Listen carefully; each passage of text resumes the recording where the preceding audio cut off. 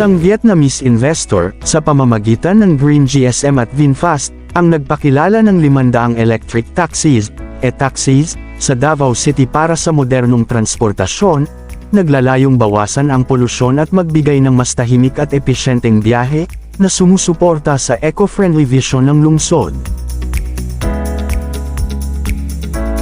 At bago natin ituloy, kung ikaw ay bago pa lang sa aking YouTube channel ay huwag kalimutan mag-subscribe at e-click na rin ang bell icon para lagi kang updated sa mga bago kong upload video. Inilunsad na sa Davao City ang serbisyo ng mga 100% electric taxi mula sa Vietnamese firm na Green and Smart Mobility, GSM, na gumagamit ng mga sasakyang gawa ng VinFast.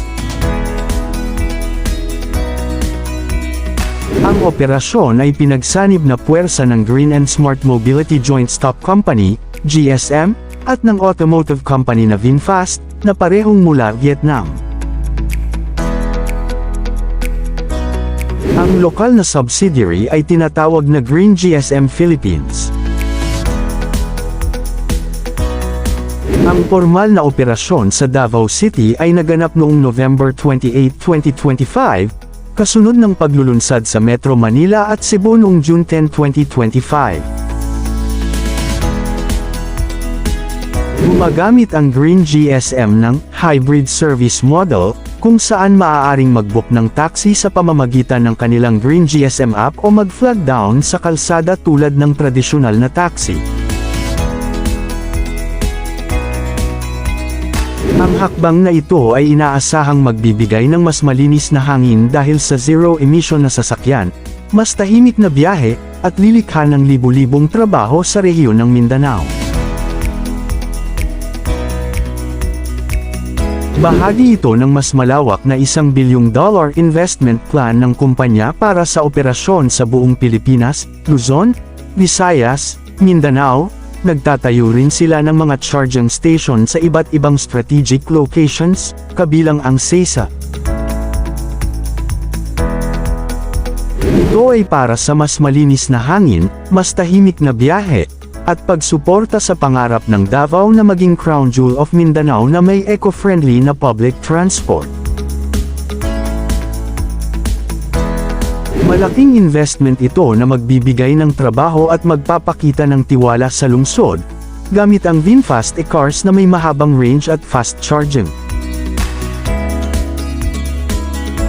Ang Davao City ang kauna-unahang naglunsad ng mga EV, electric vehicle, taxi sa Pilipinas, sa pamamagitan ng Maligaya Taxi noong September 2025, na sinusundan ng mas malaking deployment ng Green GSM, VinFast, na 500 units noong November 2025, na nagbigay daan para sa mas malinis at modernong transportasyon sa lungsod.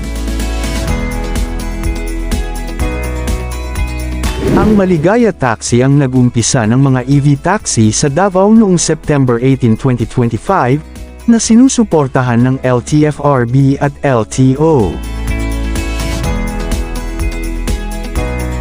Ang inisyatibong ito ay pinangunahan ng lokal na kumpanyang Maligaya Taxi noong September 18, 2025, bilang bahagi ng kanilang ika-30 anibersaryo at suporta sa Electric Vehicle Industry Development Act, EVIDA.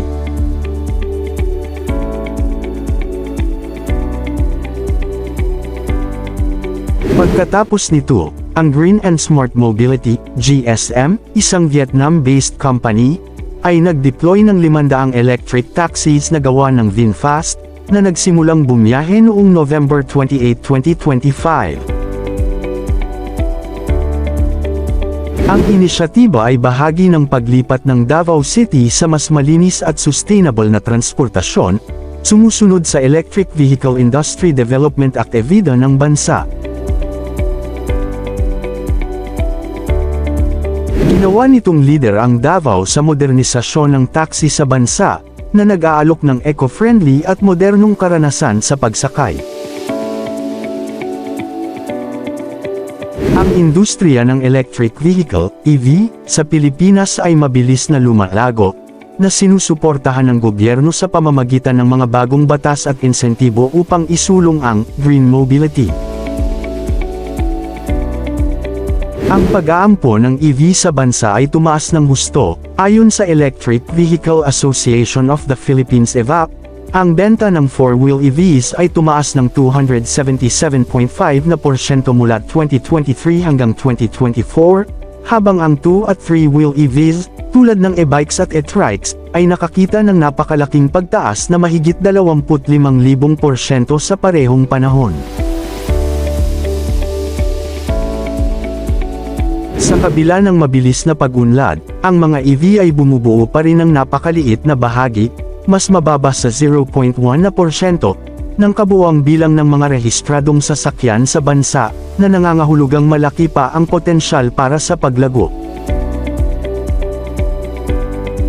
Ang mga e-trike, e-wheelers na may 3 gulong, ang pinakakaraniwang uri ng EV sa Pilipinas, na sinusundan ng e-motorcycles.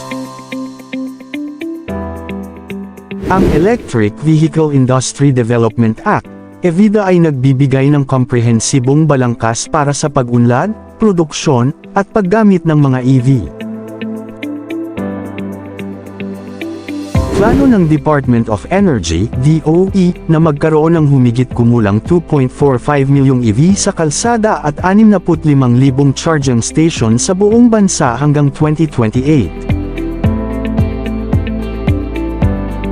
May malaking potensyal ang Pilipinas na maging hub para sa EV manufacturing at battery production, dahil sa yaman na reserba ng green metals at kadalubhasaan sa electronics manufacturing. Mayroon ding mataas na interes ang mga Pilipino sa pagbili ng EV kumpara sa ibang bansa sa Timog Silangang Asya. Kabilang sa mga pangunahing hadlang ang kakulangan ng sapat na charging infrastructure at ang mataas na halaga ng kuryente. Ang pagbuo ng sariling lokal na industriya ay nananatiling isang hamon, na may mga kumpanya tulad ng VinFast ng Vietnam na nangunguna sa rehiyon sa pagbuo ng buong ekosistema. Tulad na lang sa Davao, dala ang 500 e-taxis na minamaneho ng Green GSM, para sa sustainable at modernong transportasyon, na may mga modelong tulad ng VF5/6 na kayang tumakbo ng 380 km per charge, mag-i-improve sa air quality at mas tahimik. Sa madaling salita, ang Davao ay nagiging leader sa pagtanggap ng EV taxis, na nagbibigay ng mas magandang karanasan sa biyahe at nagpapatunay sa pagiging eco-friendly ng syudad. Patuloy rin ang pagpasok ng iba't ibang pandaigdigang brand tulad ng BYD, Kia, at Nissan sa merkado ng Pilipinas, na nagpapalawak ng mga pagpipilian para sa mga mamimili.